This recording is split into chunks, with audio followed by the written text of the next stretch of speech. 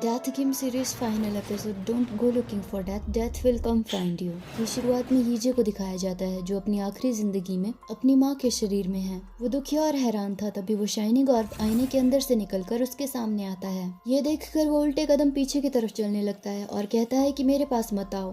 पर वो शाइनिंग ऑर्ब उसके पास आकर उसे उसकी माँ की यादें दे देता है। फिर यीजे अपने आप से कहता है, मैं हमेशा सोचता था कि मुझे मेरी माँ के बारे में बहुत कुछ पता है, पर अब ऐसा लगता है कि मैं उनके बारे में कुछ भी नहीं जानता था।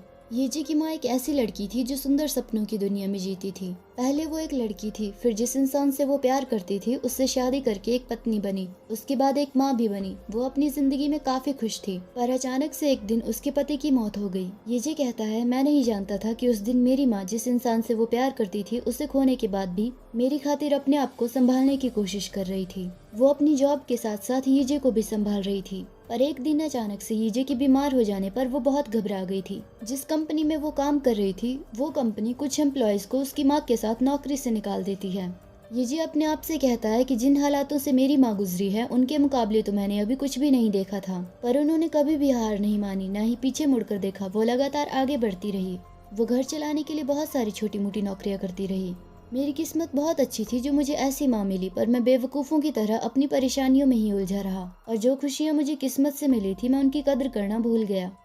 जब वो लगातार उसे उसके करियर में मिलने वाली नाकामयाबियों से दुखी होकर अपने आप को शराब में डुबा रहा था, तब भी उसकी माँ को सिर्फ उसकी परवाह थी। वो खामोशी से उसका ध्यान रखती थी और उससे कहती थी कि वो हमेशा उसके साथ है, इसलिए उसे हिम्मत नहीं हारनी चाहिए। उस दिन वो बीमार थी और हॉस्पिटल से अपने बेटे को कॉल कर रही थी। जब वो कॉल रिसीव नहीं करता है तो वो उसे ढूंढने के लिए जाने वाली थी, पर तभी उसे एक अनजान आदमी की कॉल आती है। उस आदमी से अपने बेटे की मौत की खबर सुनकर उन्हें काफी सदमा लगता है और वो जमीन पर गिर जाती है।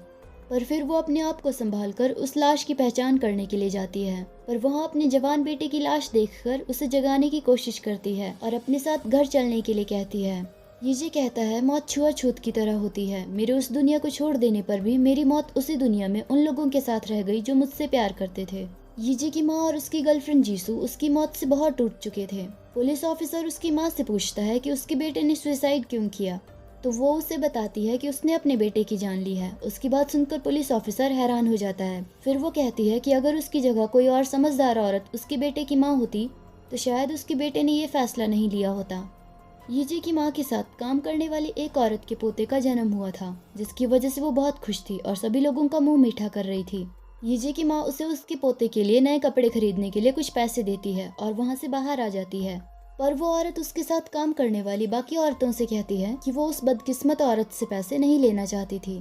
फिर एक और औरत उससे कहती है कि इन पैसों से अपने पोते के लिए कपड़े मत खरीदना, नहीं तो पता नहीं उसे क्या हो जाए। मैं भी उसे अपनी बेटी की शादी में नहीं बुलाऊंगी, इसलिए तुम भी उसे इस बारे में कुछ मत बताना।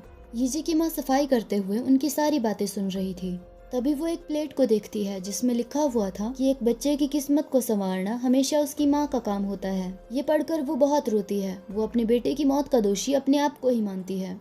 ये सब पता चलते ही येजे, जो कि अपनी माँ के शरीर में था, वो भी बहुत रोता है। तभी उसे डेथ की बात याद आती है। जब डेथ ने उससे कहा था तो तुमने अपने आप को इसीलिए मार डाला क्योंकि तुम्हारी जिंदगी में अब कोई उम्मीद नहीं बची थी। उस वक्त येजे ने उसे जवाब दिया था कि उसने सिर्फ अपनी जान ली है और उसने किसी और को कोई चोट नहीं पहुंचाई है। उसकी बात सुनकर डेथ ने उसे फिर से ध्यान से सोचकर जवाब देने के लिए कहा था कि क्या सच में उसने किसी और को कोई चोट नहीं पहुंचाई है।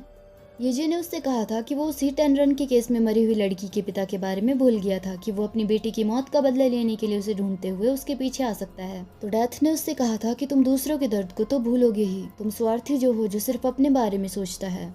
फिर येजे ने डेथ से कहा था कि वो आदमी समझता था कि मैंने उसकी बेटी को मारा है और सीधी सी बात है, वो इसलिए मुझे भी जान से मारना चाहेगा। उस वक्त डेथ ने उससे पूछा था, तो तुम्हारी माँ तुम्हारी मौत की वजह से किसकी जान लेना चाहेगी।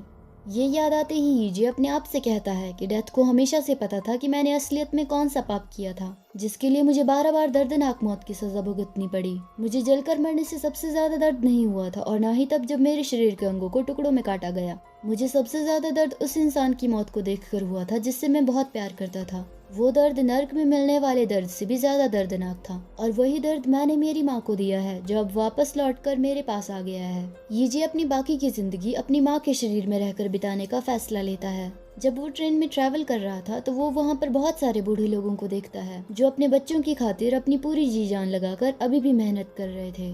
ये अपने मन में सोचता है कि क्या वो उन लोगों के सामने कह सकता है कि उसने भी अपनी जिंदगी में पूरी जी जान लगाकर कोशिश की है। ये को सुसाइड करके अपनी जान लेने की वजह से अपने आप पर बहुत शर्म आती है। अपनी बूढ़ी माँ के शरीर में रहने के बाद ये को एहसास होता है कि वो कितना दर्द झेलकर भी इतने सारे काम कर रही थी। घुटनों के दर्द की दवाई ढूंढते वक्त ये को ड्रॉअर में सेविंग अकाउंट की एक पासबुक मिलती है। तब उसे पता चलता है कि उसकी माँ जब वो बहुत छोटा था तब से उसके लिए पैसे बचा कर रख रही थी ताकि वो बिना किसी चिंता से बड़ा हो सके और उन पैसों से वो अपना एक मकान खरीद सके। वो चाहती थी कि वो अपने बुढ़ापे में खुशी खुशी उस घर में अपने बेटे के साथ रहे। अपने बेटे की मौत के बाद भी वो हर रोज काम से आने के बाद कैलवरी में अपने बेटे से मिलने आती थी और उससे उसका हालचाल पूछकर उससे कहती थी कि वो तो अपने आप को उसकी माँ कहने का अधिकार भी खो चुकी है जब वो अपने प्यारे बेटे की जान ही नहीं बचा पाई। वो कैलवरी में रखी हुई अपने बेटे की तस्वीर से कहती है कि क्या तुम्हें याद है जब मैंने तुमसे कहा था कि अगले जन्म में भी तुम मेरे ही बेटे बनना। अब तुम उस बात को भूल जाना और अगले जन्म में अपने लिए ऐसे माँ बाप ढूंढना जो मुझसे बहुत ज्यादा अमीर हो और अच्छे हो ताकि तुम अपनी अगली जिंदगी खुशी खुशी बिता सको और मैं तुम्हें हमेशा दूर से देखती रहूंगी कि तुम एक अच्छी खुशहाल जिंदगी जी रहे हो कि नहीं। मैं तुम्हारे नजदीक नहीं आऊंगी और ना ही कभी तुमसे मिलूंगी। बस तुम अपनी अगली जिंदगी आखिर तक जीना।